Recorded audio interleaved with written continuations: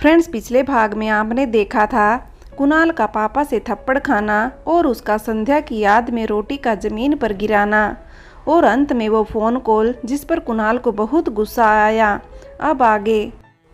कुणाल ने फ़ोन उठाया और हेलो। कुणाल बोला। एक लड़की बोली, तुम समझते क्यों नहीं, मैं तुमसे बहुत प्यार करती हूँ। कब समझोगे तुम मेरे प्यार को? क्या मैं इस काबिल नहीं कि तुम मुझसे शादी करो? मैं हर जन्म सिर्फ तुम्हारी हूँ, प्लीज़ कुछ बोलो। कुणाल कुछ बोलने ही वाला था कि लड़की दोबारा बोली। इस कॉलर ट्यून को अपना बनाने के लिए 1 दबाएं, दोबारा सुनने के लिए 8 दबाएं। कुणाल गुस्से में फ़ोन काट देता है और ज़मीन पर गिराए रोटी को उठाकर साफ करता है। उधर संध्या टेंशन में है। कल उसका बहुत बड़ा इम्तिहान होने वाला है। उसे खुद नहीं पता कि कल क्या होगा उसके साथ। उसने तो ये भी सोच लिया कि अगर कल किसी और से उसकी शादी तय हुई तो खुद खुशी कर लूँगी। पागल हो क्या? ऐसा कुछ सोचा भी तो मुझसे बुरा कोई नहीं होगा। नीरज बोला फ़ोन पर। तो क्या करूं, तुम खुद बताओ। पहले भी भुगत चुकी हूँ। वो तो अच्छा हुआ मेरी किस्मत अच्छी थी जो कुणाल से शादी हुई, वरना ना इतनी आसानी से मेरा तलाक होता, ना मैं खुश रह पाती। उसने मुझे वो सब खुशियाँ दी जो मेरे इस बर्ताव के बाद शायद कोई दे पाए। संध्या बोली। वो सब तो ठीक है, पर तुम बार बार कुणाल कुणाल की रट लगाए क्यों हो? कुछ सोचो कल के लिए। और जहाँ तक बात है खुश रहने की, तो हमारी खुशी एक दूसरे में है। नीरज ने ईर्ष्या भाव से कहा। नीरज, मैं जानती हूँ कि हम एक दूसरे के बिना खुश नहीं हैं। मैं तुमसे बहुत प्यार करती हूँ, लेकिन कल कोई और लड़का देखने आने वाला है और हम दोनों कुछ नहीं कर पा रहे हैं। संध्या बोली। सब तुम्हारी वजह से। ना तुमने मुझे अपनी कसम देकर रोका होता, न आज ये दिन देखने पड़ते। मैं पिछली बार भी कह रहा था कि मैं आकर आपके भाई और पापा से बात करता हूँ, मगर तुम तो किस्मत पर भरोसा करती हो ना। हमें हमारी किस्मत मिलाएगी, देख रही हो किस्मत। नीरज क्रोधित स्वर में बोला। तो क्या करती? बोलो क्या करती? भाई के हाथों बलि चढ़ा देती तुम्हारा प्यार। अपने प्यार को अपनी आंखों के सामने मरने छोड़ देती। वो जिंदा नहीं छोड़ते। उन्हें सख्त नफरत है लव मैरिज से। और जो दुख मेरे मम्मी पापा झेलते उसका क्या? तुमने तो बड़ी आसानी से कह दिया, भाग कर शादी कर लेते हैं। जिन्होंने मुझे जन्म दिया है, जिसने पाला पोसा उन मम्मी पापा को, जिसने मेरे लिए अपनी हर खुशी त्याग दी, अपने खिलौने मुझे दे दिए, उस बड़े भाई के बरसों के प्यार को ठुकरा देती मैं। संध्या दुखी होकर रोते हुए बोली। तो क्या कल तुम शादी के लिए हाँ बोल दोगी? नीरज भी अब इमोशनल हो गया था। नहीं, मैं लड़के से अकेले में बात करूंगी कि वो खुद इस शादी के लिए मना कर दे, जो मैं पिछली बार नहीं कर पाई जब कुणाल से तय हो रही थी। संध्या बोली। उनकी बातचीत बहुत देर तक चालू रही। दूसरी तरफ कुणाल छत में खड़े गिरते तारे को देखने के इंतजार में बैठा था।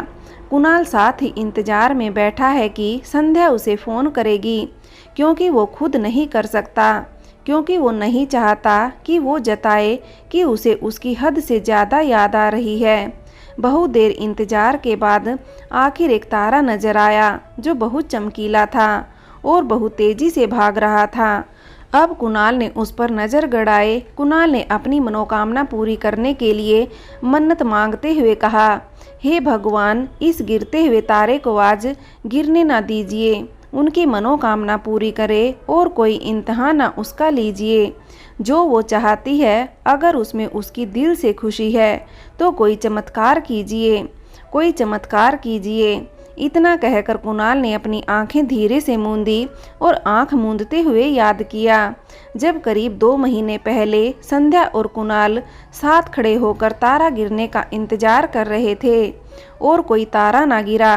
कुणाल ने देखा कि ये तो उदास होने लगी, तो वो जानबूझकर झूठ झूठ में उंगली से इशारा करने लगा। देखो उधर उधर। अरे आपको नहीं दिख रहा क्या? नहीं, कहाँ गिर रहा है? कोई हिलता भी नजर नहीं आ रहा है। संध्या बोली।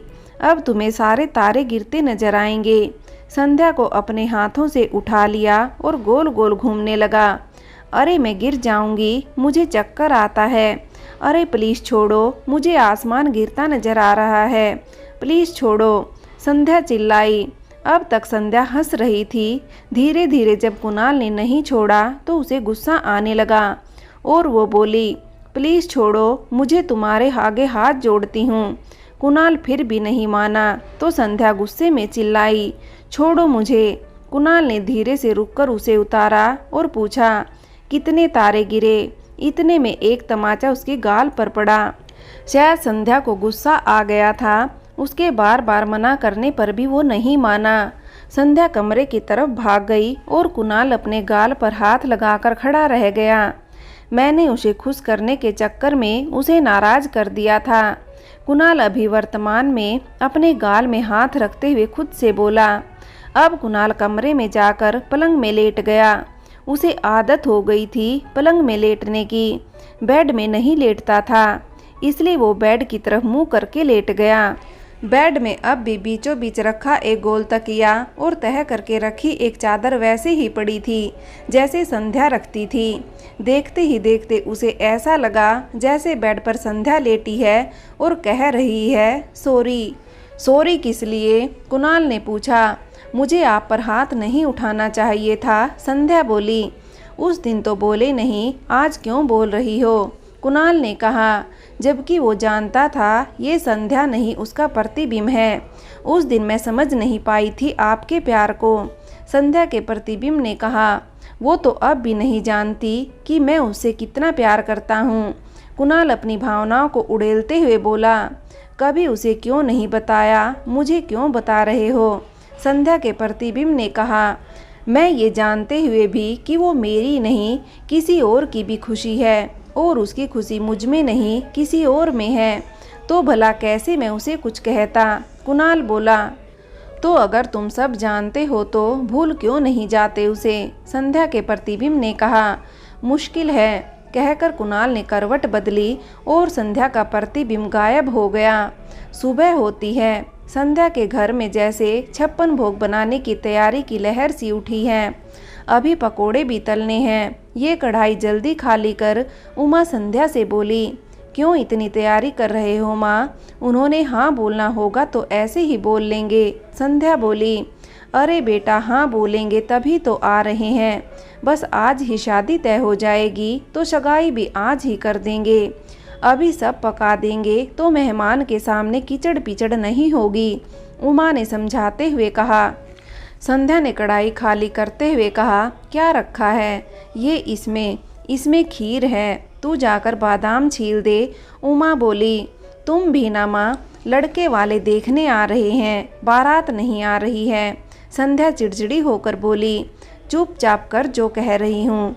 एक तो विशाल सुबह सुबह ना जाने कहाँ चला गया, लड़के वाले भी पहुँचने वाले होंगे।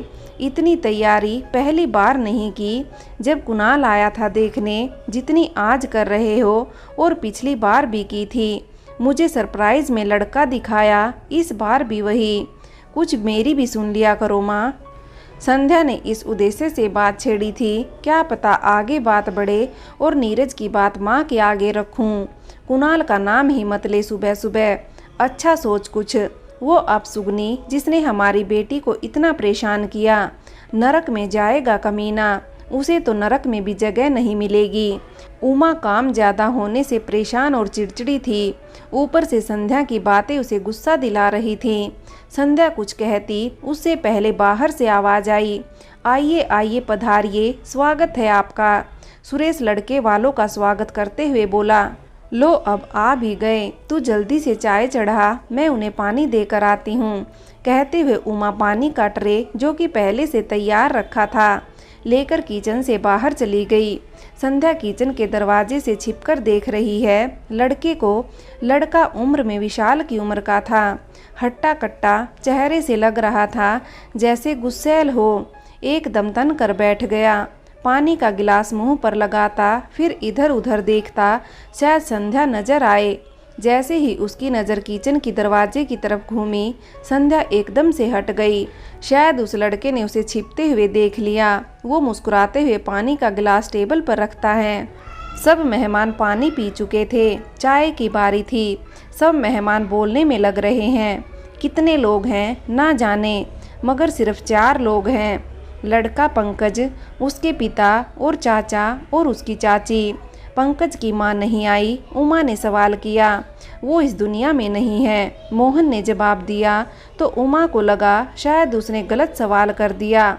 वो पानी के गिलास लेकर किचन की तरफ चली गई। संध्या ने अभी तक चाय नहीं बनाई थी, अभी तक चाय नहीं रखी चूल्हे में।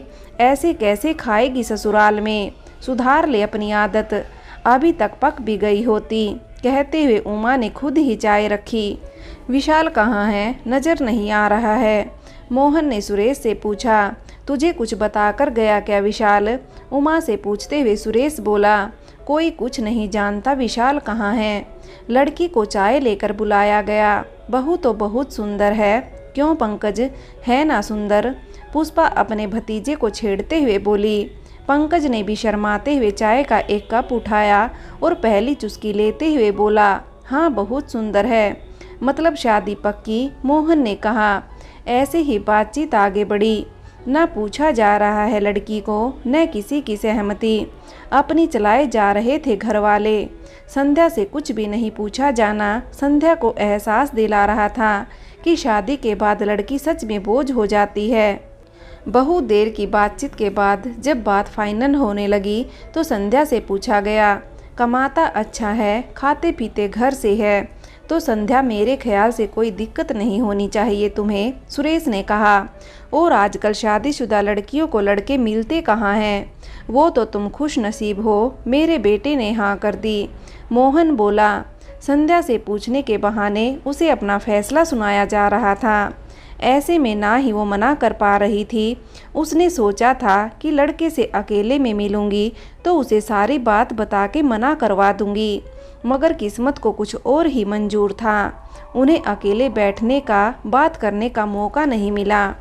मेरे को कोई दिक्कत नहीं है, आप जिससे मर्जी मेरी शादी करा दो, वैसे भी तलाकशुदा हूँ, किसी के साथ भी हो जाए वही गनीमत है, संध्या बोली। संध्या को लगने लगा था प्यार कभी मिलता नहीं, वो तो फिल्मों में अच्छे लेखक हैं जो कुछ भी करके मिला देते हैं। अरे आपकी लड़की खूबसूरत के साथ साथ समझदार भी है, पंकज की चाची पुष्पा बोली। शादी फिक्स हो चुकी थी, मिठाइयाँ बांटने लगे। संध्या के अलावा सभी खुश थे। संध्या ने भी हाँ कर दी। अब सगाई की तैयारियां चलने लगी। अभी तो आर्टिफिशियल अंगूठी लाई हूँ, सोने का तो लड़की वाले दिलाते हैं, हमारा रिवाज है, मगर समय की कमी में आप भी मजबूर, हम भी मजबूर। कोई बात नहीं, शादी वाले दिन तक बनवा दीजिएगा, पुष्पा अंगूठी पर्स से निकालते हुए बोली। संध्या को ये बात भी अजीब लगी, मगर हालात से मजबूर करे तो क्या करे, उसकी कौन सुन रहा था।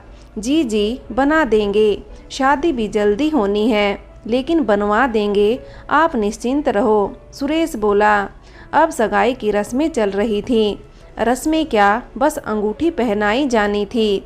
संध्या के हाथ पर एक अंगूठी पकड़ाई, एक पंकज के हाथ में। संध्या ने पहले पहननी थी।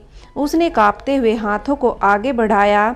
पंकज उसके हाथ पकड़ते हुए अंगुली में अंगूठी डालने ही वाला था कि सुरेश ने रोक दिया।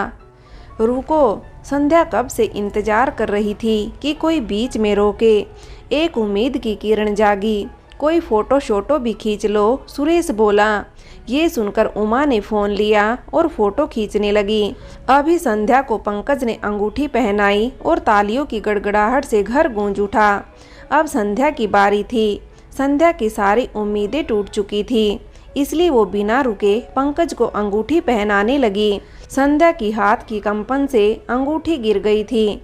अंगूठी का गिरना अपशगुन माना जाता था, मगर जल्दबाजी में क्या शगुन क्या अपशगुन, सब लोगों ने इग्नोर कर दिया। कोई बात नहीं, हो जाता है, उठा लो, पुष्पा बोली। संध्या अंगूठी उठाने के लिए झुकी ही थी कि कोई ज़रूरत नहीं इस अंगूठी को उठाने की। एक दहाड़ती सी आवाज़ सुनाई दी। सब आश्चर्य से आवाज़ की तरफ देख रहे थे। सब हैरान हो गए। फ्रेंड्स, आगे की कहानी के लिए कहानी का अगला भाग देखें।